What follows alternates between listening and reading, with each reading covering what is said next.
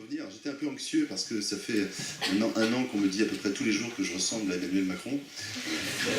Constaté. Et alors revenir à Amiens avec cette ressemblance, j'avais peur d'être arrêté dans la rue, c'est pas le cas, je ne me sens pas tant que ça. Voilà, en guise d'introduction. Alors, je suis le directeur de l'INSEC Business School, Paris-Bordeaux-Lyon, que vous connaissez sans doute un peu, en tout cas je l'espère. On a quelques anciens de vos établissements qui sont passés par chez nous, qui y sont encore. Notamment un élève de deuxième année qui s'appelle Kamel, je crois, son petit frère est en première année à Micheline, je ne sais pas s'il est là. Non, il n'est pas là. Mais il va être déçu, Kamel, parce qu'il pensait que j'allais voir son petit frère.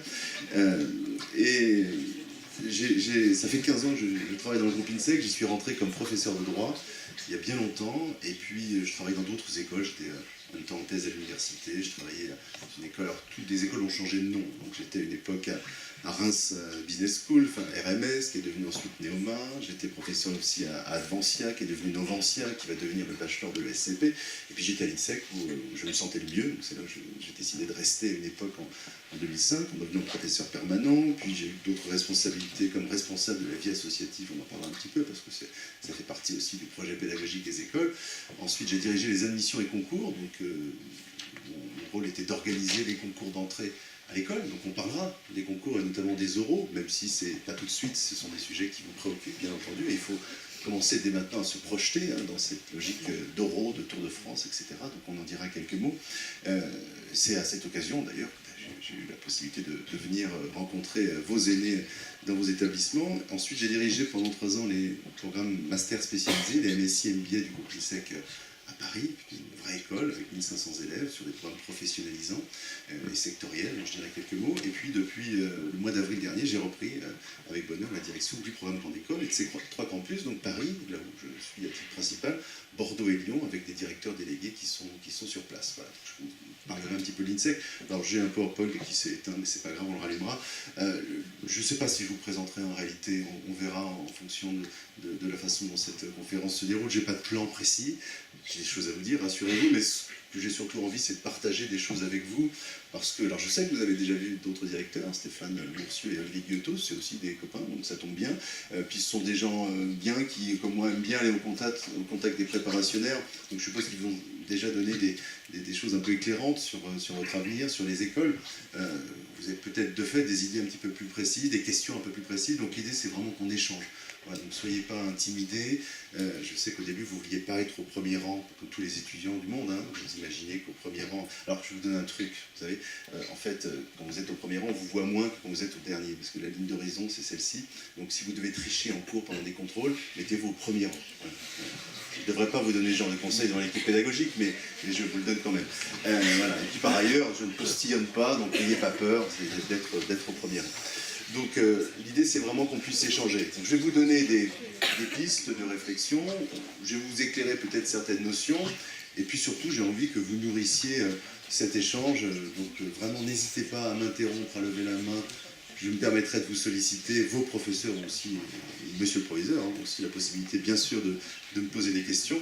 Je sais que je suis filmé, donc c'est une pression supplémentaire, parce qu'il m'arrive de dire des bêtises, donc aujourd'hui je serai sous contrôle, mais voilà, donc n'hésitez pas vraiment à échanger. Alors, pour commencer, alors c'est peut-être un peu bizarre de vous dire ça, mais je voudrais vous féliciter. Vous n'avez pas encore passé les concours, vous n'avez pas encore réussi, mais pour autant je voudrais vous féliciter d'être en classe préparatoire. Parce que ce n'est pas un choix évident à faire quand on est en terminale, d'entrer en classe prépa. D'abord parce qu'on ne sait pas exactement ce qui s'y passe, parce qu'on ne sait pas non plus ce qui se passe véritablement après. Une grande école, peut-être pour vous c'est déjà un peu plus clair, mais quand vous étiez en terminale c'était très flou. Et puis surtout on entend le pire et le meilleur sur la classe préparatoire, et souvent le pire. Moi je suis passé par une prépa littéraire à une époque où j'avais fait aussi ce choix comme vous. Mais c'est un choix qui est courageux en terminale, parce qu'on vous dit que la prépa c'est dur, c'est vrai, on vous dit qu'on travaille beaucoup, c'est vrai, on vous dit que vous allez mettre votre vie sociale, vos loisirs, vos amis entre parenthèses pendant 2 ans, c'est pas complètement faux, et donc il faut être courageux pour rentrer dans cette voie-là, sachant qu'aujourd'hui, en réalité dans les grandes écoles de management, il y a une minorité d'élèves qui sont issus de classes préparatoires. S'il y a une statistique qui dit qu'il y a moins de 35% des élèves des grandes écoles, des écoles membres de la conférence des grandes écoles, et j'inclus HEC dedans, qui sont issues d'une classe préparatoire. Aujourd'hui, il y a des tas de voies différentes pour entrer dans les écoles, l'admission parallèle, etc.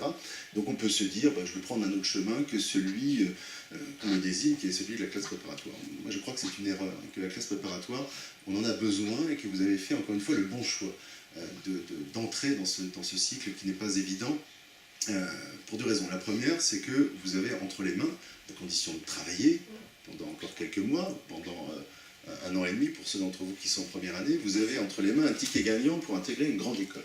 Il y a aujourd'hui autant de places proposées parmi des écoles membres de la BCE et des CRECOM qu'il y a d'élèves en classe préparatoire. Donc c'est davantage en réalité un concours de répartition. Donc si vous travaillez, si vous êtes assidu, si vous jouez le jeu autant que vous pouvez le jouer, vous avez toutes les chances, dans 6 mois, 1 an et demi, d'intégrer une grande école de management, parmi les 26 qui vous sont accessibles, qui sont toutes de grandes écoles de management. Alors, bien entendu, vous rêvez peut-être d'étudier à Junior Josas, sans doute, et c'est tout le mal que je vous souhaite. Si vous pouvez intégrer HEC, allez-y, mais même si vous n'intégrez pas HEC, même si demain vous êtes à l'INSEC, à Dijon, à La Rochelle, à Montpellier, à Reims, à Grenoble ou ailleurs, vous serez dans une grande école de management. Il n'y a pas de mauvaises écoles parmi celles-ci, elles sont toutes membres de la CGE, elles délivrent toutes un diplôme visé par l'État, qui confère le grade de master, font l'objet de contrôles réguliers des instances étatiques, elles ont des liens très forts avec le monde professionnel, avec le monde de l'entreprise, et chacune de ces écoles vous permettra de réaliser votre projet personnel et votre projet professionnel. C'est déjà la garantie demain de pouvoir vous épanouir et de pouvoir trouver un job. Alors ensuite, à vous de vous donner les moyens d'intégrer la meilleure des écoles selon vous, ou selon ceux qui les classent, à vous d'intégrer l'école qui correspond le mieux à vos aspirations, à votre projet, etc. Et ça, c'est le travail qui est le vôtre pendant les mois qui vous restent, avant les concours écrits, avant les concours oraux. Mais pour autant, vous avez entre les mains ce ticket gagnant, donc ne le gâchez pas. Ensuite, l'autre excellente raison qui fait que je vous félicite d'avoir intégré une classe préparatoire, c'est que tout ce que vous faites aujourd'hui va vous servir demain. Va vous servir demain pour passer les concours et les réussir, va vous servir ensuite quand vous serez à l'école pour réussir et être diplômé, et va vous servir, et ça c'est peut-être plus difficile pour vous à saisir, mais après-demain lorsque vous serez dans le monde professionnel. Je sais que c'est pas évident d'être en classe prépa, que de temps en temps vous regrettez, vous pensez à vos copains qui sont à la fac, qui font pas grand-chose, en tout cas qui ont moins d'heures de cours que vous. Je suis assez à l'aise pour en parler, puisque j'ai fait la fac aussi. Voilà, donc je sais ce que c'est. Et vous vous dites, mais moi, pourquoi est-ce que j'ai une colle ce soir? Pourquoi est-ce que j'ai autant de maths à faire? Je sais qu'il y a des professeurs de maths présents dans la salle. À quoi ça sert de maîtriser des fonctions telles que celle-ci, alors que demain, moi, je vais faire de la communication, je vais faire du digital, je vais faire du marketing, je vais travailler dans le luxe, etc. Vous ne voyez pas toujours le lien concret entre ce que vous étudiez, en classe prépa. C'est très vrai en ECS, en ECE, un peu moins en ECT, parce que là, il y a des matières comme le droit et le management qui peuvent rendre les choses plus concrètes. Et vous avez des interrogations, comme mon fils de 9 ans a des interrogations, quand il rentre avec ses problèmes de maths, et il me dit à quoi bon savoir combien je peux mettre de noix dans des paquets, puisque c'est des problèmes qu'il a actuellement, pas les mêmes que vous, mais bref. Tout ça c'est très utile. Tout ça c'est très utile parce que vous êtes en train d'acquérir, vous vous en rendez peut-être pas compte, mais des capacités, des compétences qui seront demain essentielles. Vous travaillez dur, vous avez du stress, et vous en aurez encore davantage au moment des concours et des écrits. Vous portez des valeurs aussi, qui sont celles de vos établissements, qui vous sont transmises par votre corps professoral, qui sont des valeurs aussi de solidarité, je connais bien ces établissements pour le dire. Vous allez acquérir des compétences, des connaissances en culture générale, en philosophie. Tout ça, c'est la capacité à prendre du recul par rapport aux connaissances, à développer un esprit critique, d'analyse. Vous allez mieux comprendre que les autres, le monde dans lequel vous évoluez, vous allez mieux en anticiper les changements et vous serez de fait plus à même de vous adapter à ces changements. Et tout ça, c'est ce qui fera la différence demain, à l'école sans doute, mais peut-être plus encore quand vous serez dans la vie professionnelle. Quand vous serez vieux comme moi, vous aurez 40 ans, ou même un peu plus jeune, vous en aurez 30 ou 35, vous serez à un cap de votre carrière. Des caps, il y en a plusieurs, mais souvent ça correspond avec les passages des dizaines. Et quand vous aurez 30, 35 ans, vous serez manager, vous ferez du marketing, de la finance, etc. Et ce sera le moment de votre entreprise, ou dans une autre, de passer un cap, c'est-à-dire de prendre d'autres fonctions, de prendre d'autres responsabilités, d'avoir de véritables responsabilité de management, de leadership, etc.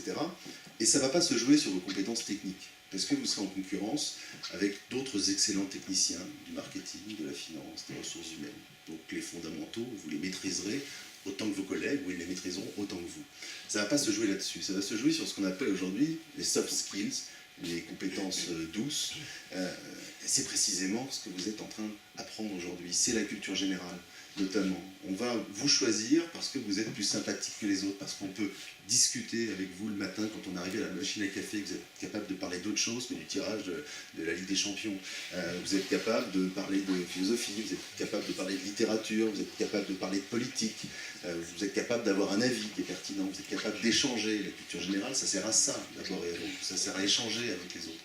Vous aurez une ouverture que n'auront peut-être pas vos collègues. On n'aura pas honte de vous emmener à un dîner avec des clients. On n'aura pas honte de vous emmener à une conférence. On sera content de partir en déplacement avec vous parce que vous aurez des choses à raconter. Tout ça, ce sont des choses qui sont importantes. Et puis, encore une fois, vous allez peut-être mieux comprendre que les autres les changements qui impactent le monde aujourd'hui. Il y a une révolution qui est une révolution numérique. Je vais me taper à la crème de dire ça, mais c'est un fait. Il y a des métiers qui vont disparaître, purement et simplement.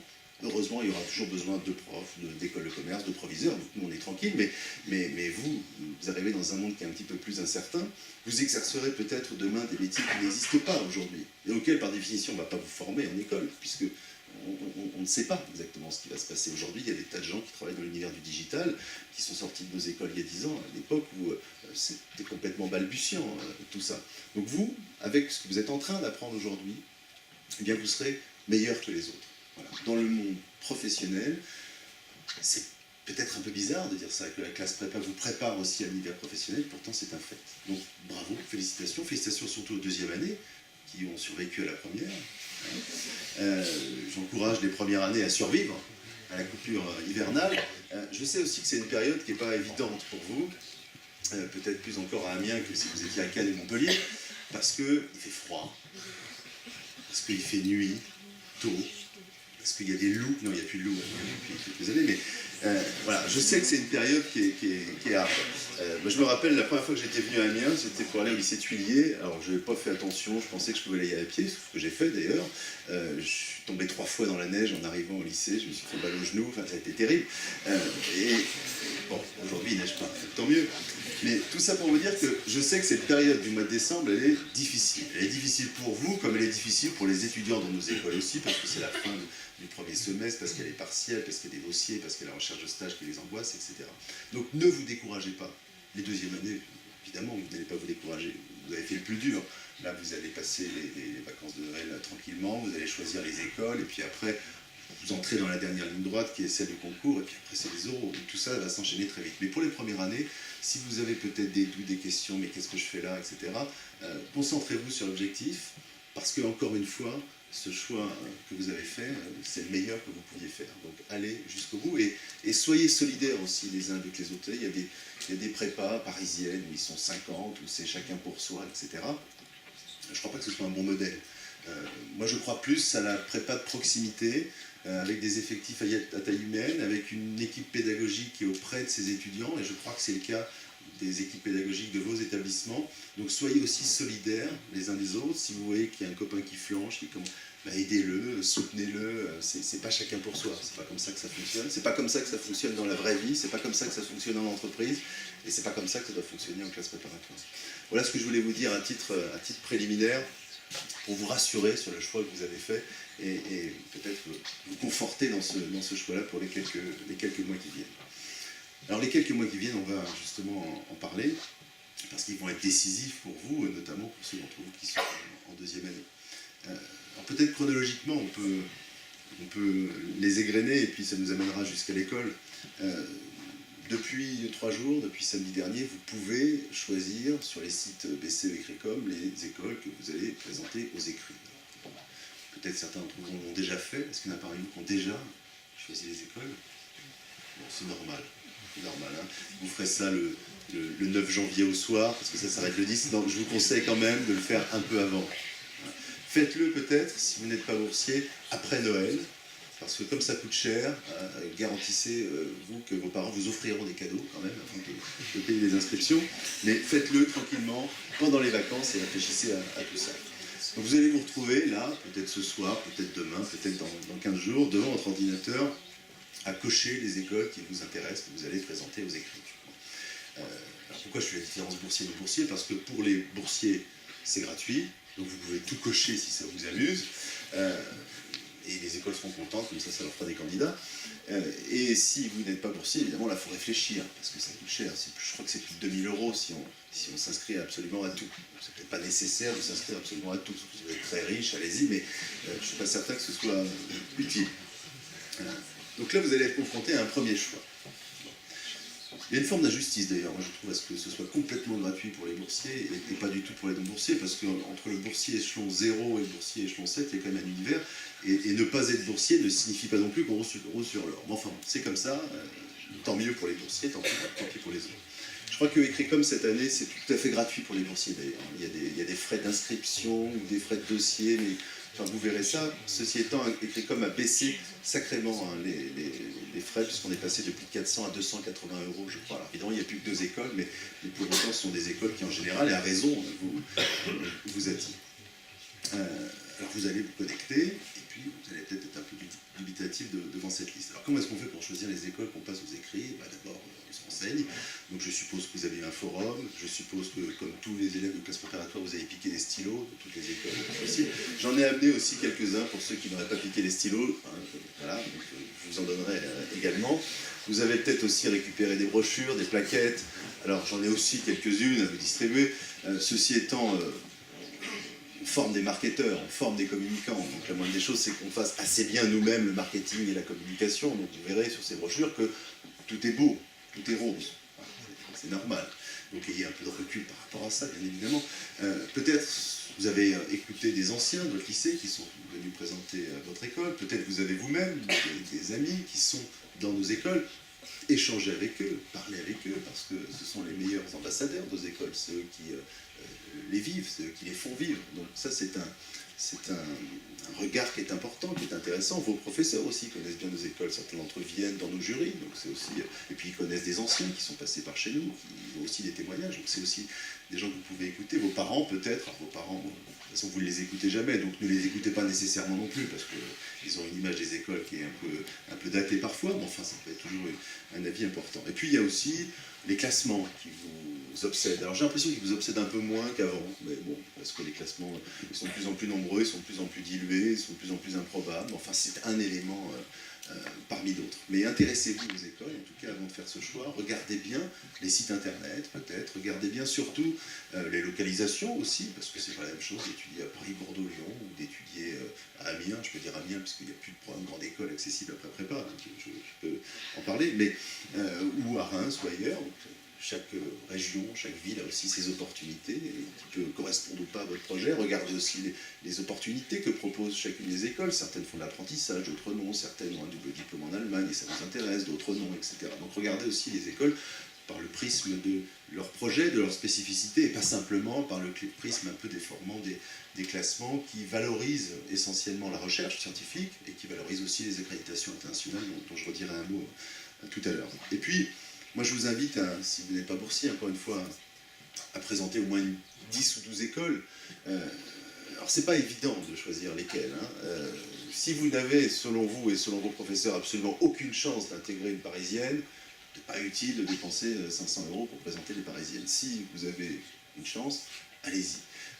Essayez de vous situer par rapport à un groupe d'écoles.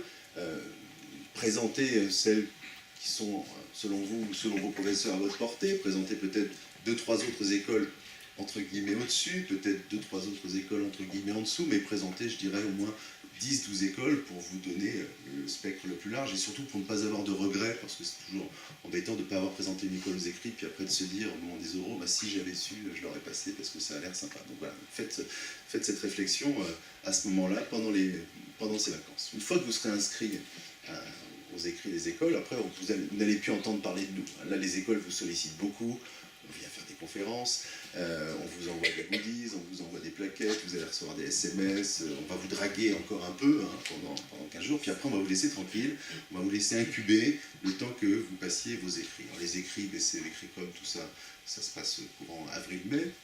Donc ça vous laisse encore quelques mois pour bien les préparer. Mettez toutes les chances de votre côté, parce que c'est à ce moment-là que va se jouer une partie de votre avenir, bien entendu. Préparez-vous à ce marathon qui arrive, parce que c'est long, une semaine complète d'épreuves. Alors aujourd'hui, heureusement, avec le système des banques communes d'épreuves, vous passez certaines épreuves qui valent pour plusieurs écoles, hein. Ça évite de passer 50 épreuves à chaque fois, mais pour autant, ça reste un moment qui est intense. Et puis après, une fois que vous aurez passé vos écrits, eh bien, vous devrez, dès le mois d'avril-mai, dès que ce sera terminé, commencer à vous projeter dans les oraux. N'attendez pas la mi-juin pour vous dire comment ça se passe un oral. Commencez déjà à vous renseigner sur la façon dont on se présente, sur ce que les écoles exigent, etc. Je pourrais vous en dire quelques mots s'agissant de l'INSEC ou s'agissant des autres écoles, parce qu'en réalité, on recherche tout à peu près les mêmes profils, les mêmes compétences, les mêmes savoir-faire, les mêmes savoir-être chez nos candidats. Mais ça, je sais que c'est quelque chose qui vous angoisse un peu, donc on en dira aussi quelques mots un peu plus tard. Du côté des écoles, qu'est-ce qui va se passer? Nous, on va recevoir, mi-juin, autour du 10 juin, le fichier de nos candidats. Alors déjà, le 10 janvier, on saura combien de candidats ont présenté notre école. On aura tout de vous, hein. On aura votre identité, évidemment, on saura tout de votre parcours, on aura votre adresse. Bon, on ne va pas l'utiliser tout de suite, mais si on veut venir frapper chez vous un matin pour voir si vous révisez, on peut le faire. Hein. Sachez-le, donc ayez un peu crainte. Et puis le mois de juin, on recevra le fichier de nos candidats avec leurs notes. Donc le premier aura 17 de moyenne, à peu près ça, et le dernier aura 3 de moyenne, en espérant que ce ne soit pas vous, évidemment. Et là, les écoles, elles ont à peu près 2 jours pour décider de ce qu'on appelle la barre d'admissibilité. Ça, c'est un mot que vous devez connaître. La barre d'admissibilité, vous recherchez toujours fébrilement sur Internet quelle était la barre d'admissibilité de l'année d'avant, etc. Et puis, du coup, il y a une espèce de classement des écoles en fonction des barres d'admissibilité qui ne veut pas dire grand-chose. Hein. Sinon, c'est un message sur la sélectivité, en tout cas affichée des différentes écoles. Donc, on a notre fichier, admettons, on aura 3000 candidats INSEC, avec le premier qui aura telle note, le dernier qui aura telle note, et puis on tirera un trait à un moment donné, chaque école fait la même chose, on se réunit en jury, avec le rectorat d'ailleurs, et on décide de la note en deçà de laquelle les candidats ne seront pas admissibles pour présenter les oraux. Alors si on s'appelle HEC, c'est 13, si on s'appelle autre chose, c'est 5, etc. Et on détermine ceux de nos candidats qui pourront venir passer les oraux. Voilà comment ça se passe. Et une fois qu'on a décidé de la barre d'admissibilité, donc je ne peux pas vous dire celle qui sera la barre d'admissibilité de l'INSEC l'année prochaine, puisqu'on décidera au mois de juin. Et une fois qu'on a tiré ce trait, eh bien on vous informe que vous êtes admissible, on vous félicite déjà. Si vous n'êtes pas admissible, on vous informe quand même, on ne vous félicite pas bien sûr, mais on vous informe quand même. Et là vous aurez sans doute, si vous avez passé 10 écoles, je vous souhaite peut-être 10 admissibilités, peut-être 7, peut-être 8, peut-être 4. En règle générale, hein, vous avez en moyenne 6-7 écoles qui vous ouvrent leurs portes, en tout cas pour passer les à ce moment-là, vous allez échanger avec vos copains, l'antenne etc. Et vous allez prendre ce qu'on appelle les rendez-vous pour programmer votre Tour de France. Alors c'est un moment fort aussi, le Tour de France. Moi je ne l'ai pas vécu, puisque je n'ai pas fait de prépa économique et commerciale, mais je l'ai vécu au travers des témoignages des candidats, puisque ça fait quelques années que je suis dans le circuit, vous l'avez compris. Et c'est un moment fort, parce que vous allez pour la première fois découvrir, in situ, pour de vrai, ces écoles que vous avez présentées, que vous connaissez jusqu'alors au travers du prisme un peu déformant, des plaquettes, des témoignages, etc. Là, vous allez y aller pour de vrai, et c'est un moment qui est extrêmement important parce que c'est pas qu'on remet les compteurs à zéro, mais un peu quand même. C'est-à-dire que vous allez confirmer, infirmer des souhaits, des choix que vous aviez fait avant. Vous allez sans doute avoir d'excellentes surprises. Vous ne vouliez pas du tout aller dans cette ville, et puis finalement, en arrivant là-bas, vous allez trouver ça formidable, vous allez trouver que l'accueil est formidable, vous allez trouver que la culture de l'école vous correspond, vous allez trouver que la ville est formidable. Et puis inversement, il y aura peut-être des déceptions, vous vouliez absolument aller là, puis en arrivant là-bas, vous dites, ben non, ça ne me correspond pas, je ne me sens pas à l'aise, etc. Et ça, pour avoir ce sentiment-là, il n'y a pas d'autre solution que d'aller dans les écoles. Donc le Tour de France, encore une fois, est important. Vous allez aller sur le site de la BCE Écricom, et puis vous allez, en général, pour la très grande majorité des écoles, choisir vous-même les dates de rendez-vous. Donc c'est vous qui allez cocher, je veux passer telle école le mercredi matin du 17 juin, ou telle autre le jeudi après-midi, etc. Les écoles paramètrent elles-mêmes leurs rendez-vous, notamment sur le site de la BCE, parce que je connais le mieux puisque c'est là où l'INSEC apparaît, et on ouvre un nombre de places par jour, certaines ouvrent le samedi, d'autres non, enfin vous verrez tout ça. Il y a aussi des écoles qui sont centre IENA, d'autres qui ne le sont pas, donc l'INSEC est centre IENA. IENA c'est pour les langues, hein, il y a un certain nombre d'écoles qui ont mutualisé leurs oraux de langue, et si vous passez l'anglais et l'allemand à Strasbourg, par exemple, la note que vous aurez obtenue à Strasbourg vaudra pour les épreuves INSEC ou inversement. Donc ça aussi c'est un élément à prendre en compte, notamment pour la programmation de votre Tour de France, parce que là vous allez peut-être réapprendre, redécouvrir la géographie. Je vous invite à faire ça avec attention pour ne pas avoir un trajet improbable. On a des candidats qui parfois sont à Brest, et puis le lendemain ils sont à Montpellier, puis le lendemain ils sont à Strasbourg, puis après ils sont à Rennes, et puis bon là c'est l'enfer, hein.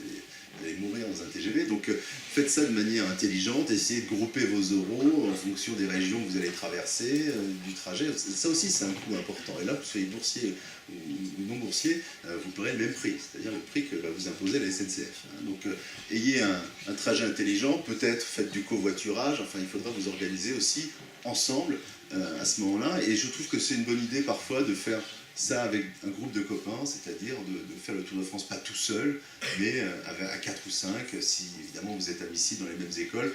Je trouve que c'est plutôt sympa de voyager ensemble. On a parfois des parents aussi qui viennent, bon, ça vous pouvez éviter, parce que les mamans s'ennuient dans le couloir pendant que les enfants passent les concours. Puis vous êtes toujours un peu gêné. Moi, mon fils de 9 ans, déjà, il a la honte quand je l'emmène à l'école. Alors, vous imaginez, vous à 20 ans, avec votre maman, votre papa. Bon, c'est pas nécessairement le mieux à faire. Enfin, chacun est libre de son choix. Donc, vous allez programmer votre Tour de France. Et puis, vous allez venir nous rencontrer pendant, ça dure à peu près 15 jours. C'est un vrai marathon hein, pour vous. Donc là, c'est pareil. Passer peut-être pas un maximum d'écoles, parce qu'on a des candidats qui en font 13, 15, qui finissent complètement sur les rotules, que vous imaginez au bout du 15e oral dans quel état on est, bon, c'est pas idéal. N'en faites pas non plus seulement 2, parce qu'il n'y a que 2 écoles qui vous intéressent, parce que vous risquez de passer à côté peut-être d'une bonne surprise, d'un coup de cœur, et puis vous risquez aussi de ne pas être admis dans les écoles que vous aurez passées, donc il faut aussi vous laisser un choix relativement large, mais passer 6, 7, 8 écoles. Je trouve que c'est un bon ratio, évidemment, à condition que vous soyez admissible dans 6, 7, 8 écoles. Une fois que vous aurez fait votre Tour de France, que vous aurez présenté les oraux dans les écoles, alors en général, il y a 1 ou 2 épreuves, hein, en plus des langues. C'est en général un entretien individuel, qui est un entretien de motivation, de projet, de culture générale, etc. Parfois, il y a une 2e épreuve, qui peut être un entretien collectif, qui peut être un entretien orienté davantage sur la culture générale, etc. Ça, c'est à vous de regarder un petit peu ce que les écoles imposent. On va avoir vos notes d'oraux qu'on va cumuler à vos notes d'écrit. C'est aussi bête que ça, et ça vaudra autant. Donc, il y a 32 coefficients pour les notes écrites, et puis 32 coefficients pour les notes orales. Et fin mi-juillet, quand vous aurez tous passé nos oraux, on va faire la moyenne des deux, puis on aura un nouveau listing avec les candidats présents aux écrits bien sûr et admissibles, ceux qui sont venus présenter les oraux, puis on aura un nouveau fichier, toujours du premier au dernier, avec la moyenne des 2 notes. Alors en général, ça augmente, parce qu'en règle générale, vous avez de meilleures notes aux oraux qu'aux écrits, hein, ça c'est classique. Alors vous aurez peut-être même des 20 à l'entretien individuel, et des écoles, c'est pas la politique à l'INSEC, je trouve que 20, vous n'êtes pas Dieu non plus, faut pas exagérer. Mais il y a des écoles qui vont vous mettre 20 ou 19 à l'entretien individuel. Alors ne prenez pas la grosse tête pour autant. Il y a dans ces notes d'oral un message qu'on vous envoie. C'est pas simplement que vous êtes génial, c'est qu'on aura estimé, le jury aura estimé que votre profil correspond au type d'étudiant que l'école a envie de recruter. Et donc pour vous le signifier vraiment, on va vous mettre une excellente note. C'est un peu comme un entretien de recrutement, c'est oui ou c'est non, c'est pas je réfléchis. Donc vous aurez peut-être d'excellentes notes, comme vous aurez peut-être de très mauvaises notes. Mais en règle générale, les notes des oraux font remonter un peu la moyenne générale. À ce moment-là, on va tirer un nouveau trait, on va se réunir en jury d'admission, cette fois, et non plus d'admissibilité, on va tirer un nouveau trait qui va être la barre d'admission, que vous connaissez moins, parce que c'est vrai que la presse ne communique pas dessus, les écoles non plus, mais elle existe, cette barre d'admission, il y a des gens qui ne sont pas admis à l'issue des oraux, et à ce moment-là, on va vous prévenir, on va de nouveau vous féliciter, notamment si vous êtes admis, et vous serez à l'heure du choix, puisque vous aurez peut-être, je vous le souhaite, plusieurs admissions, et il faudra réfléchir à la façon dont vous allez ensuite classer les écoles dans ce qu'on appelle le SIGEM, le système d'intégration aux grandes écoles de management. Alors ça, c'est un acronyme, le SIGEM, dont vous allez entendre parler, peut-être encore inconnu pour vous. Le SIGEM, c'est une association. Toutes les écoles membres de la BCE et d'ECRICOM sont membres de SIGEM, et SIGEM c'est en réalité une association, mais c'est véritablement un algorithme qui va permettre de répartir dans les écoles les candidats en fonction de leurs vœux. Donc ça se passera mi-juillet, vous aurez 3 jours pour, donc ne ratez pas le coche, hein. Il y a toujours des étudiants ou des candidats, pardon, qui ratent le coche parce qu'ils étaient en vacances, parce qu'ils n'avaient pas de connexion, parce que je ne sais pas quoi, ben, on ne peut plus rien faire pour eux. Et vous allez classer dans ce système SIGEL, sur Internet, les écoles que vous souhaitez intégrer en fonction d'un seul et unique critère, qui est celui de vos écoles de cœur. Il ne faudra pas réfléchir à votre classement, il faudra simplement réfléchir à vos souhaits. Voilà. Moi, est-ce que j'ai envie d'aller? Je suis admis dans 5 écoles, c'est dans celle-ci que j'ai envie d'aller, je la mets en choix numéro 1, même si je suis moins bien classé dans cette école que dans celle-ci. Peu importe. Le système est fait de telle manière qu'il étudie vos vœux, d'abord le premier, le deuxième, le troisième. Si le premier ne vous permet pas d'intégrer cette école, parce que d'autres candidats mieux placés que vous ont fait aussi ce choix, eh bien, le système étudie votre second vœu comme si c'était le premier. Donc il n'y a pas d'autre question à se poser que où est-ce que j'ai envie d'aller. Je classe mes écoles par ordre de préférence et pas par ordre de classement, etc. Parce que vous allez être classé. Chaque école dépose une liste de places ouvertes. L'INSEC, cette année, nous avons 300 places. Il y a des écoles qui en ouvrent plus, il y a des écoles qui en ouvrent moins. Il y aura donc, pour l'INSEC en tout cas, 300 candidats qui seront classés sur liste principale, et puis plusieurs centaines qui seront classés sur liste complémentaire. Toutes les écoles ont des listes complémentaires, à part HEC, qui peut se permettre de ne pas avoir de liste complémentaire, mais le SCP et les SEC ont des listes complémentaires qui sont le double au moins de leur liste principale, parce que quand on est admis à l'ESCP, on est peut-être aussi admis à HEC, et si on met HEC en choix numéro 1, évidemment on libère une place à l'ESCP. Donc il y a des listes d'attente qui peuvent être très longues, hein. Vous pouvez être classé 1500e dans une école, sur liste complémentaire, et pour autant avoir toutes les chances de l'intégrer. C'était bizarre dit comme ça, mais c'est la réalité, parce que devant vous, il y aura 1499 autres candidats qui seront aussi multi-admis et qui choisiront d'aller dans d'autres écoles que celle-ci. Et si c'est cette école qui vous plaît, mettez-la en choix numéro 1. Si la liste d'attente descend jusqu'à vous, vous l'intégrerez. Si elle ne descend pas jusqu'à vous, le système étudiera votre deuxième choix comme si c'était le premier. Voilà. C'est aussi simple que ça, SIGEL. En général, il est distribué avec le numéro d'espace prépa du mois de juin, un guide SIGEL. Lisez-le attentivement, parce que chaque année on réexplique, et chaque année on a l'impression que c'est une découverte.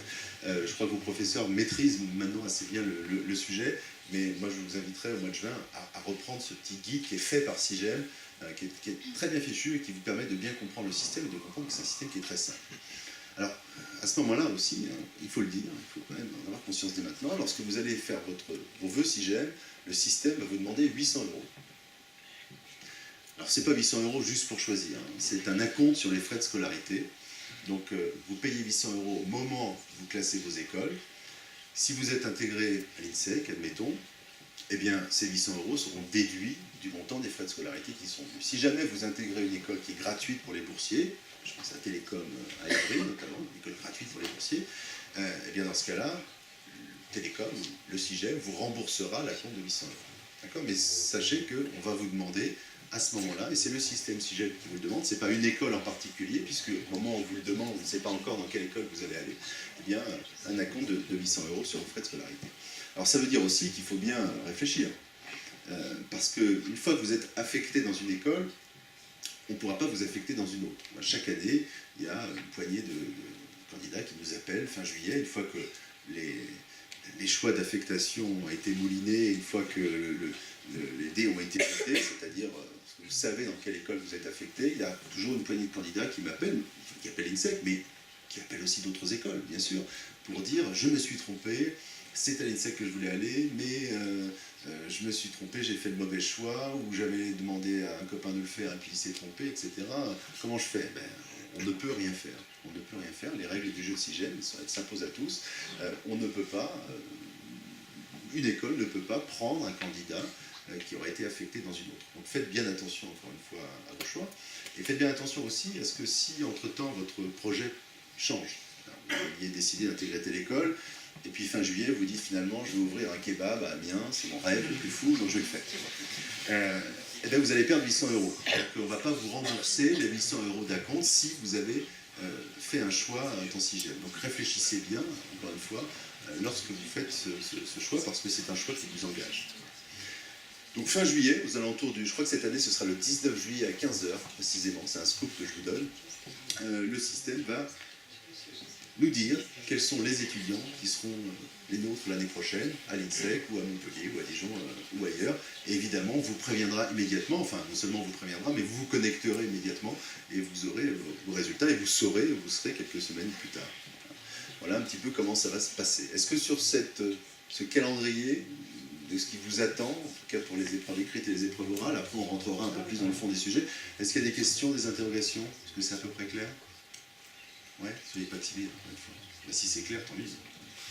Très bien.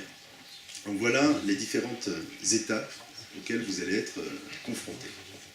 Alors ça nous amène à parler des écoles, puisque entre juillet et la rentrée, il y a un mois de vacances dont vous allez profiter pleinement, je suppose, après 2 ans de prison, de prépa, pardon. Et donc vous allez vous retrouver sur un campus. Alors qu'est-ce qui se passe dans une grande école de management? Là, il y a parfois des interrogations, des doutes, des fantasmes, etc. Il y a beaucoup d'idées reçues sur les écoles de commerce. Je vous le dis tout de suite, je les avais moi-même quand j'étais en prépa littéraire. Vous imaginez bien que pour moi, un élève d'école de commerce, c'était le diable incarné. J'imaginais que c'était un requin de la finance qui allait vouloir écraser les autres pour gagner le plus d'argent possible. Voilà, dont le rêve le plus fou était d'avoir une Rolex. Bon, tous ces fantasmes-là, ils existent.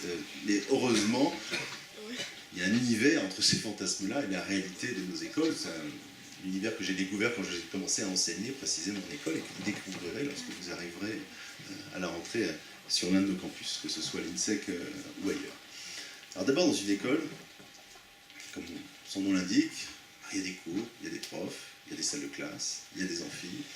Il y a d'abord et avant tout des expériences de type pédagogique. Vous êtes d'abord et avant tout là pour apprendre des choses, pour découvrir des choses, pour découvrir des métiers, pour choisir parmi ces métiers celui qui vous convient le mieux, et puis pour acquérir petit à petit toutes les compétences, tous les savoir-faire nécessaires pour vous insérer au mieux sur le marché de l'emploi. Notre seule obsession, en tout cas la mienne, c'est que les étudiants aient un job à la fin. Voilà, c'est tout. Si vous apprenez des choses, que c'est très bien, que vous plaisez, mais que vous n'avez pas de travail à la fin, c'est qu'il y a un problème, c'est qu'on a raté quelque chose. Donc nos projets pédagogiques, sur l'INSEC ou ailleurs, sont construits de manière à ce que lorsque vous arriverez sur le marché du travail, eh bien, vous ayez un CV, un capital d'expérience, d'expertise, de savoir-faire, de savoir-être qui répondent au cahier des charges imposées par les recruteurs. Alors ça passe d'abord et avant tout par des expériences de type académique, pédagogique, c'est-à-dire que vous allez avoir des cours. Alors c'est des cours qui sont très différents de ceux que vous vivez actuellement. Il y a rarement 30 heures de cours par semaine en école. On est à l'INSEC aux alentours de 20 heures de cours, parfois il y en a un peu moins, parfois il y en a un peu plus en fonction des écoles, mais vous avez cours en moyenne 3 jours et demi par semaine, je dirais. Ce qui ne veut pas dire que vous ne travaillez pas lorsque vous n'êtes pas à l'école, parce qu'encore une fois, c'est une pédagogie qui est différente.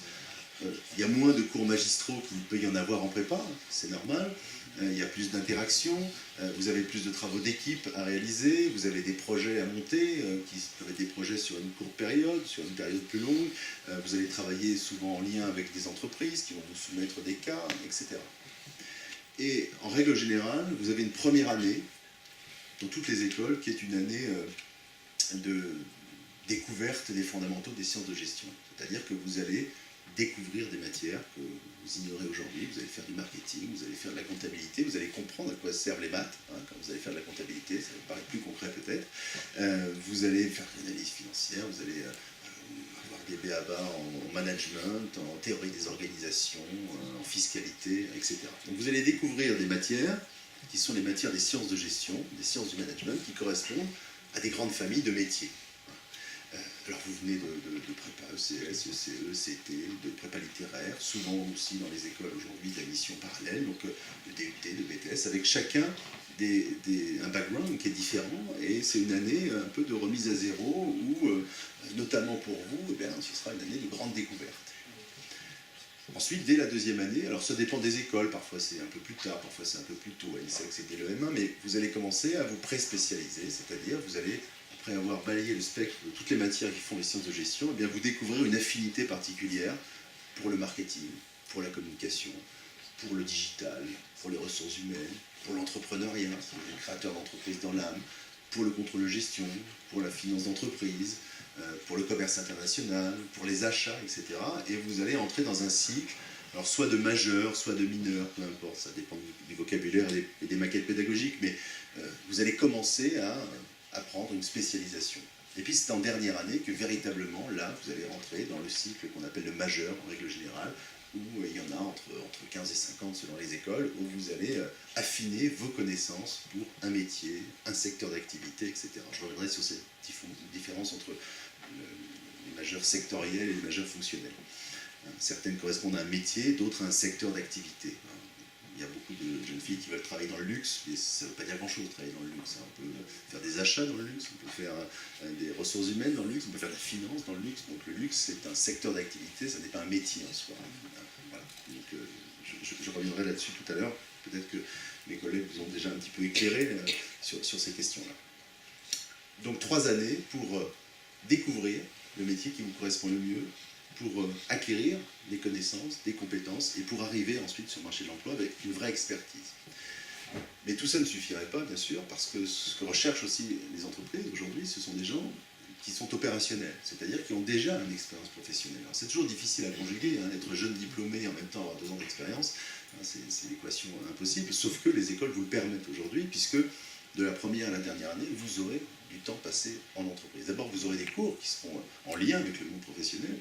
Il y a à la fois dans les écoles des enseignants-chercheurs qui sont docteurs en sciences de gestion, qui publient des articles dans des revues scientifiques, etc. Donc qui sont davantage portés sur la théorie. Et puis vous avez aussi des praticiens du monde de l'entreprise qui interviennent dans nos cours, dans nos écoles. Il y a aussi des anciens qui viennent apporter des témoignages, etc. sur leur métier. Donc déjà, au travers de la pédagogie, des contenus qu'on va vous délivrer, vous aurez une ouverture vers le monde de l'entreprise.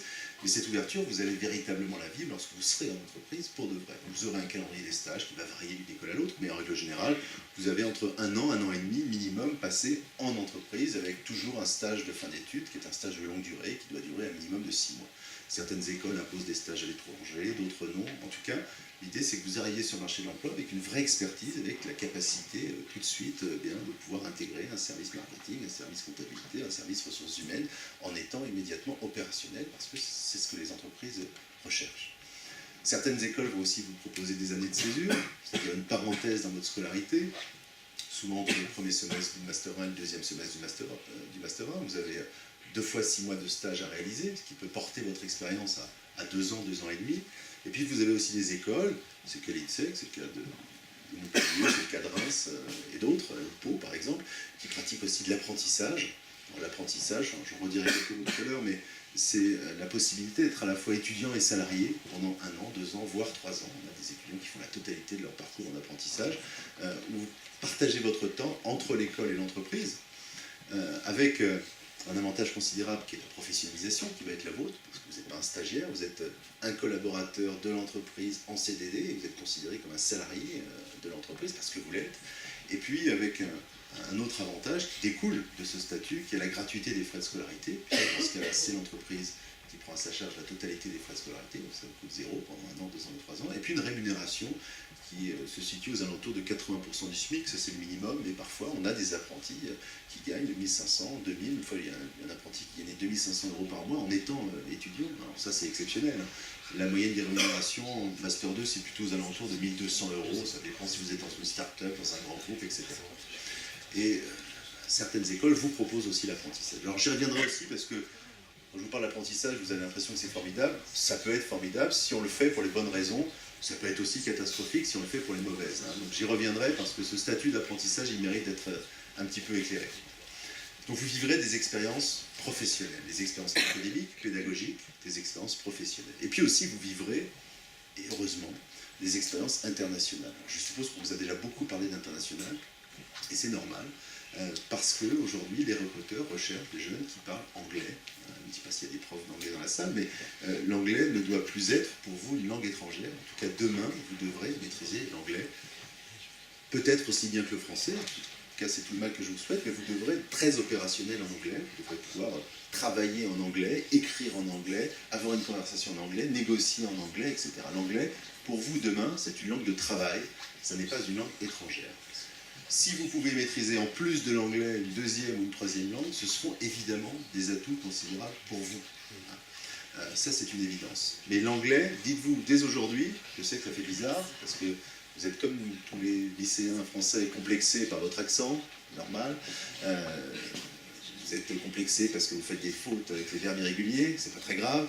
Le tout, c'est que demain, lorsque vous sortirez de nos écoles, vous soyez très opérationnel en anglais. Et puis, il faut que vous ayez aussi une ouverture à d'autres cultures, à d'autres pratiques managériales, parce que même si vous travaillez dans une entreprise franco-française qui a son siège social dans la Creuse, eh bien, cette entreprise, elle aura des liens avec l'international, parce qu'elle aura des fournisseurs chinois, parce qu'elle aura peut-être des clients allemands, des clients australiens, etc. Donc, il faut que vous ayez cette interculturalité. C'est dur à dire, hein. Cette interculturalité, il y a toujours un mot comme ça sur lequel je ris. Ce matin, c'est celui-là. Cette interculturalité chevillée au corps. Voilà, c'est pas évident. Bref. Et ça s'acquiert d'une seule manière, en partant à l'étranger. Il faudra que vous partiez à l'étranger. Et c'est jamais une mauvaise expérience de partir à l'étranger, pour plusieurs raisons. D'abord parce que souvent, ça fait du bien quand même de mettre 10 000 km entre soi et ses parents. Vous êtes d'accord? Bon, même si vos parents, ça va les inquiéter, ça va les angoisser, rassurez-les, dites-leur qu'il y a Skype aujourd'hui, que l'avion est un moyen de transport sain, safe, comme on dit en anglais, que vous ne craignez rien et que vous allez au contraire vous épanouir et vivre une expérience qui est extraordinaire. Voilà. Et ça, je vous le dis en connaissance de cause parce qu'on voit nos étudiants avant de partir et on les retrouve une fois qu'ils sont rentrés et ils ont changé, ils ont mûri, ils ont grandi, ils ont gagné de l'assurance, ils ont gagné de la maturité, ils ont des choses à raconter. Voilà, c'est vraiment une expérience qui est formidable, celle de partir à l'étranger sur une période qui est longue. Alors vous avez souvent des semestres académiques, vous partez 6 mois sur le campus d'université partenaire, vous pouvez partir en stage également, vous avez parfois des doubles diplômes qui vous permettent de partir 1 an, vous avez des écoles qui ont des campus délocalisés qui vous permettent aussi de partir 6 mois ou 1 an. Vous pouvez souvent multiplier les expériences. On a des étudiants qui sont partis en Corée du Sud, pas du Nord quand même, mais en Corée du Sud en première année, qui sont ensuite partis en stage au Mexique, et puis ont fait leur dernière année aux États-Unis, ou en Australie, ou en Chine, ou ailleurs. Vous pouvez multiplier les expériences. Et c'est pas à mon âge que vous le ferez. Moi, j'ai fait la fac, je ne suis pas parti à l'étranger, en tout cas pas comme j'aurais voulu. Je ne vais pas dire aujourd'hui, ma femme et mon fils, je pars 6 mois en Australie. Pour un fou, ils auraient raison. Mais vous, à votre âge, c'est le moment de le faire, parce que si vous ne le faites pas aujourd'hui, ce sera trop tard ensuite, une fois que vous serez dans la vie active, une fois que vous aurez une famille, une fois que vous aurez un métier, vous ne pourrez plus partir. Donc, faites-le, et les écoles vont vous obliger à le faire, vont vous proposer, mais vont surtout vous obliger, parce qu'en général, il y a un minimum de temps passé à l'étranger pour pouvoir obtenir le diplôme. Alors ça vous inquiète aussi, moins pour vos parents que pour vos petits amis. Voilà. Il y a peut-être des couples dans cette salle. Levez la main, non je plaisante. Mais il y a peut-être des couples, monsieur le proviseur était intéressé, il a failli se retourner. Donc il y a peut-être des couples dans cette salle qui sont inquiets en se disant, mais l'année prochaine, que va-t-il advenir de notre couple quand nous serons dans des écoles différentes? Et bien, je vous le dis, vous allez vous séparer. Comme ça, vous êtes prévenus. Alors, ça c'est un conseil que je vous donne. Ne choisissez pas votre école en fonction de là où votre petit ami est admis. Je me rappelle, il y a toujours des profs de prépa qui ont des histoires à raconter en disant il y a un tel qui était prêt à HEC, finalement il est allé à Chambéry, enfin Chambéry n'existant plus, je peux le dire aussi, parce que sa copine était à Chambéry, après le week-end d'intégration ils se sont séparés, donc c'était idiot. Ne faites pas votre choix en fonction de cet unique critère. Et puis, si vous avez un petit ami, une petite amie quand vous êtes à l'école, et que l'un d'entre vous doit partir 6 mois à l'étranger, eh ben, c'est pas grave, hein, vous verrez bien. Si ça tient, c'est que c'était le bon, la bonne. Si ça tient pas, c'est qu'il y en aura d'autres. Mais dans tous les cas, cette expérience internationale, elle est extrêmement importante et elle sera différenciante quand vous arriverez sur le marché de l'emploi. Et là, je suis sérieux parce que je vais vous dire un truc qui va peut-être pas vous plaire, mais personne ne vous attend. Que vous ayez fait l'ITSEC, Léoma, même HEC, il n'y a pas un employeur qui vous attend fébrilement en se disant quand est-ce qu'il va sortir de l'école pour que je l'embauche. Ça n'existe plus. Peut-être il y a 20 ans, peut-être il y a 30 ans, on vous déroulait un tapis rouge, on vous attendait à la remise des diplômes avec des CDI, comme ça, peut-être, je ne sais pas. J'ai jamais connu ça, mais en tout cas, ça n'existe pas. Parce que vous êtes des milliers à sortir chaque année de nos écoles. Parce que vous êtes en concurrence avec des gens qui sortent d'écoles d'ingénieurs.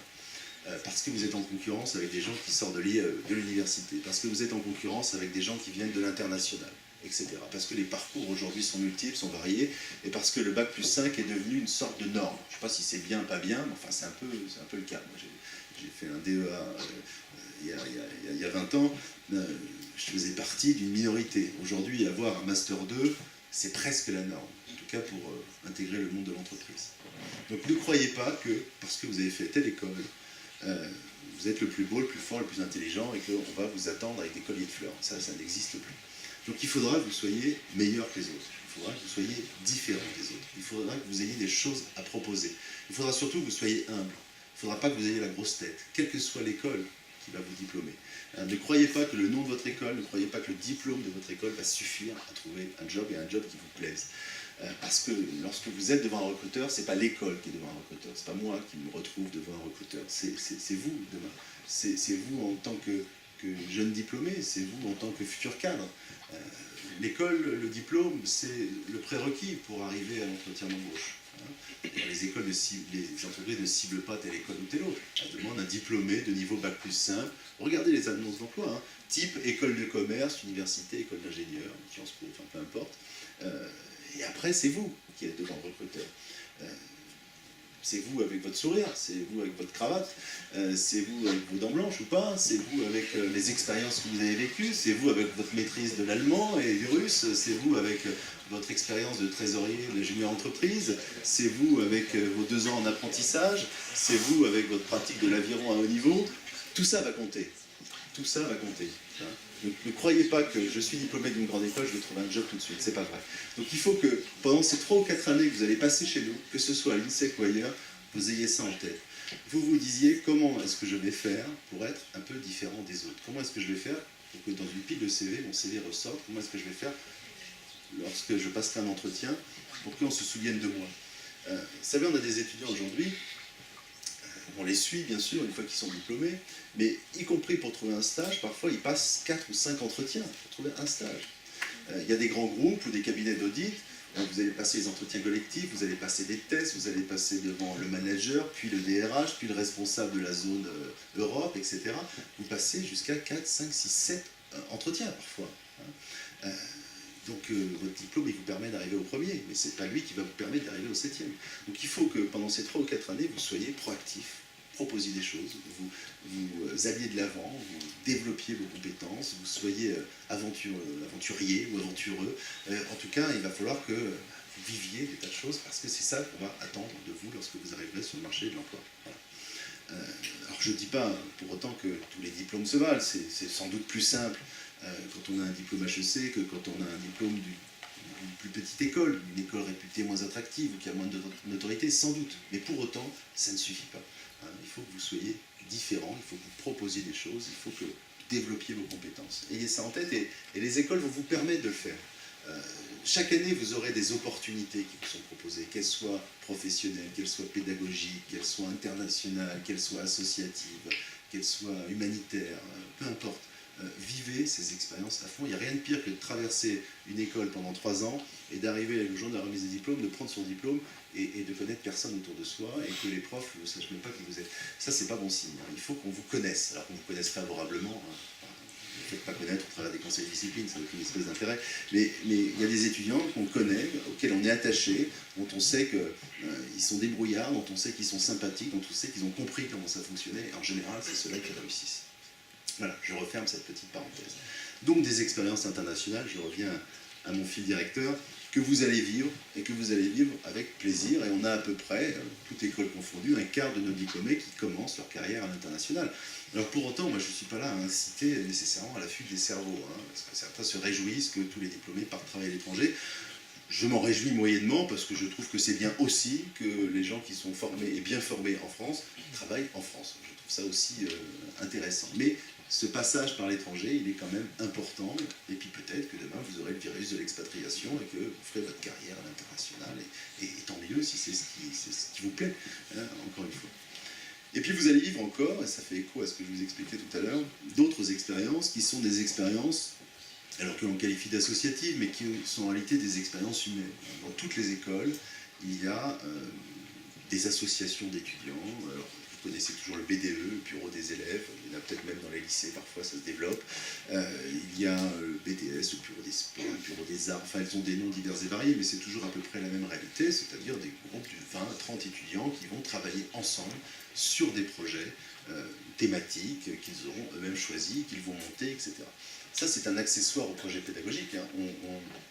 On n'investit pas autant de temps, d'énergie et d'argent, l'école ça coûte cher, j'y reviendrai, c'est pas un sujet tabou, uniquement pour se déguiser en crocodile à toutes les soirées du BDE. Enfin, c'est ça votre fantasme, achetez-vous un costume de crocodile à Noël, et puis laissez tomber la prépa et ouvrez votre fameux kebab à Amiens.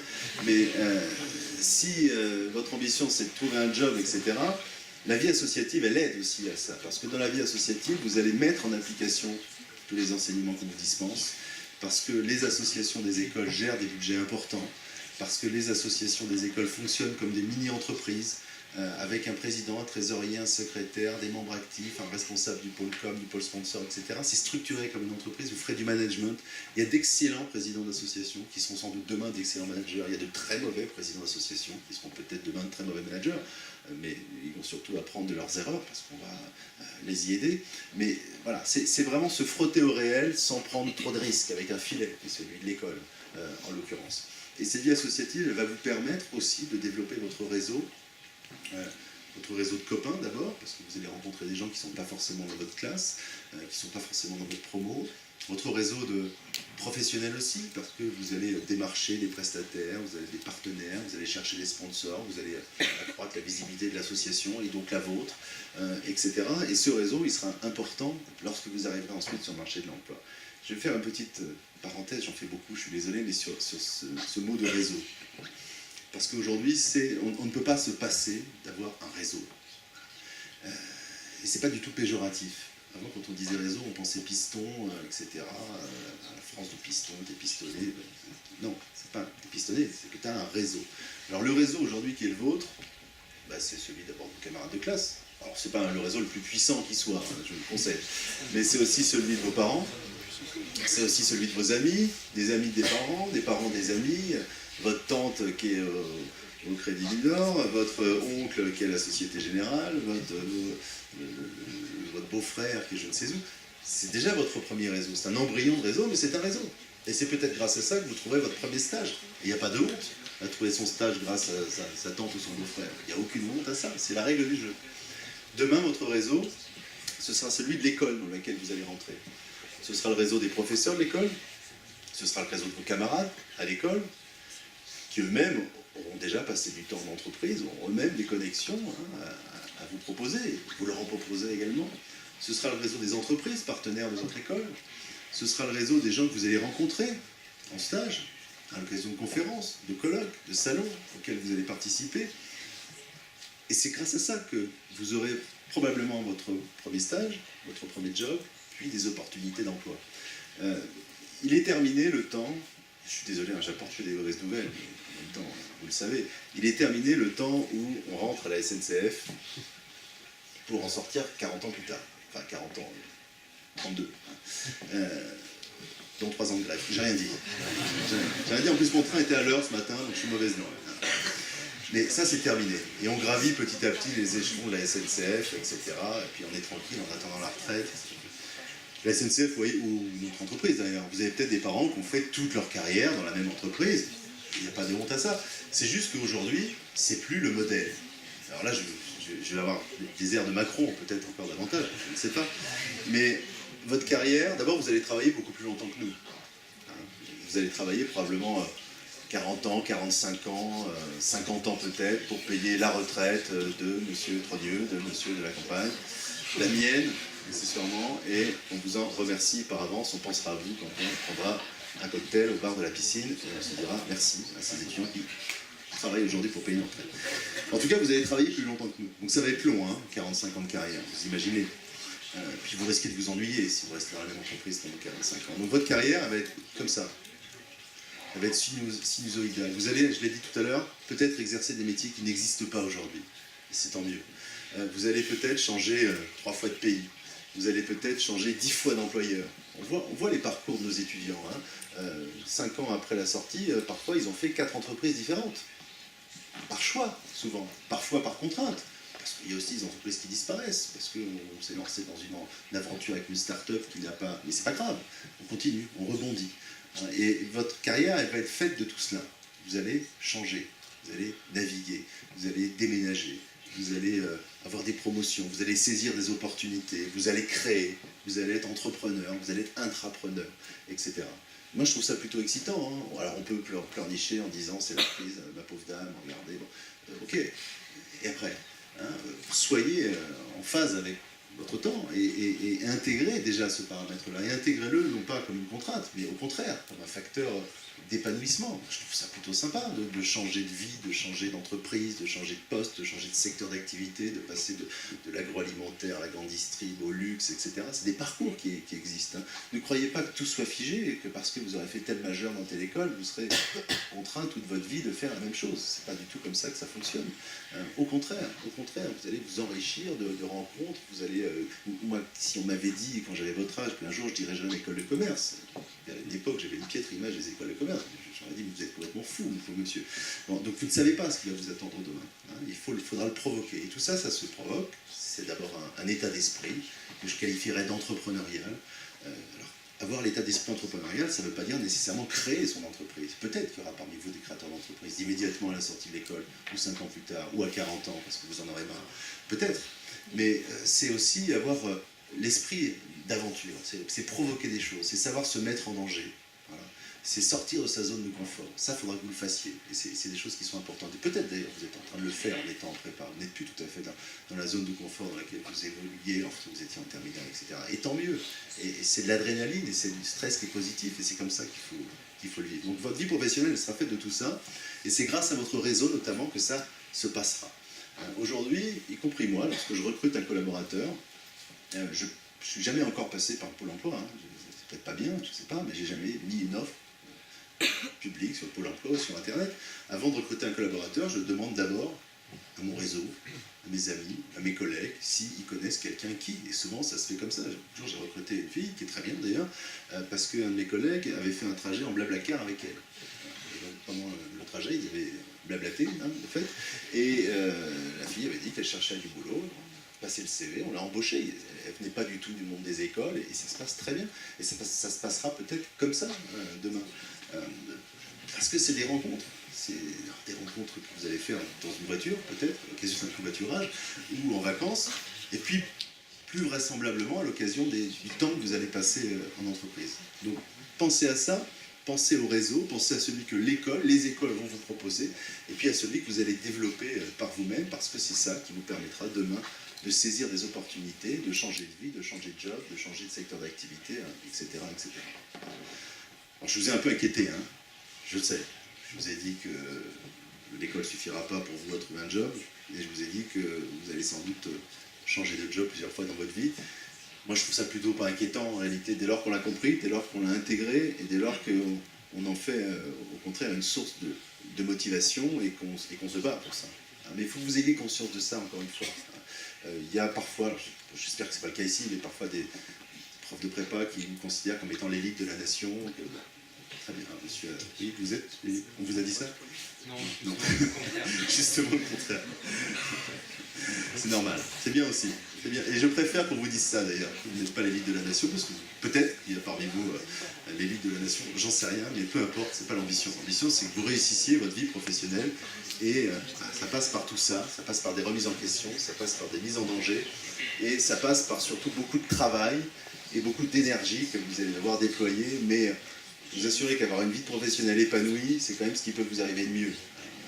Il n'y a rien de pire que de subir le travail, parce que vous y passez au minimum 8 heures par jour. Donc, si vous n'y plaisez pas, si vous n'en tirez pas des sources de satisfaction au-delà du salaire qui tombe à la fin du mois, c'est un peu dramatique. Voilà. Donc, une vie professionnelle épanouie, c'est la garantie d'une vie tout court qui est épanouie. Voilà. Donc une école, c'est ça, vous l'avez compris. Des expériences pédagogiques, académiques, découvrir des métiers, en choisir un, acquérir les compétences pour pouvoir l'exercer, frotter ses compétences au monde professionnel à l'occasion des stages notamment que vous allez réaliser, des contrats d'apprentissage, des années de césure, etc. Partir à l'étranger, développer sa personnalité, sa culture internationale, son réseau international, mûrir, et puis aussi développer ses savoir-faire, ses compétences humaines, son réseau au travers d'expériences épanouissantes telles que vous allez les vivre dans la vie associative. Et puis après, on vous lâchera dans le grand bain. C'est assez amusant, d'ailleurs, vous avez peut-être des copains qui sont en première, deuxième année ou troisième année d'école. Vous voyez déjà qu'ils ont changé. Il y a un vrai passage entre la première et la deuxième année, ça c'est certain. En première année, vous êtes tout timide. Vous arrivez comme ça. Vous n'avez pas encore les codes. Vos élèves de deuxième année, vos camarades vous regardent un peu de haut. Bon, enfin pas longtemps, hein, je vous rassure, parce que vous étiez à votre place avant. Vous faites connaissance, vous découvrez parfois une nouvelle ville, etc., d'autres copains. En deuxième année, alors là, vous avez les patrons de l'école. C'est insupportable d'ailleurs, parce qu'il faut vous calmer de temps en temps. Mais en deuxième année, c'est l'année la plus riche dans une école, parce qu'encore une fois, vous avez passé la première, vous êtes chez vous, et puis vous réalisez véritablement. Et puis en troisième année, vous êtes déjà plus vraiment là, parce que vous êtes déjà projeté vers l'univers professionnel. Et on le voit, ne serait-ce que dans les tenues. Hein. Il y a des casquettes en première année, il y a des cravates en troisième année. Enfin, je caricature un peu, mais c'est un peu le chemin que vous faites aussi. Et en troisième année, vous êtes déjà projeté dans le monde professionnel. Et puis après, c'est très satisfaisant pour nous de vous revoir à la remise des diplômes, parce que c'est 6 mois après votre sortie de l'école en règle générale, et puis là, vous avez carrément changé, vous avez mûri. Moi, ça fait 15 ans que je suis à l'INSEC, donc j'ai des liens qui sont devenus des liens d'amitié avec des élèves qui étaient mes élèves à l'époque, qui sont aujourd'hui de jeunes adultes, qui ont des jobs, qui changent, qui ont des bébés, et c'est assez agréable de les voir grandir comme ça. Il y a beaucoup de bébés INSEC d'ailleurs, comme je suppose qu'il y a beaucoup de bébés autre chose, puisque c'est pas un club dans le monde, les écoles. Hein. N'y allez pas pour ça, mais enfin, c'est vrai qu'on s'y rencontre souvent. Voilà un petit peu ce que vous avez dit. Alors,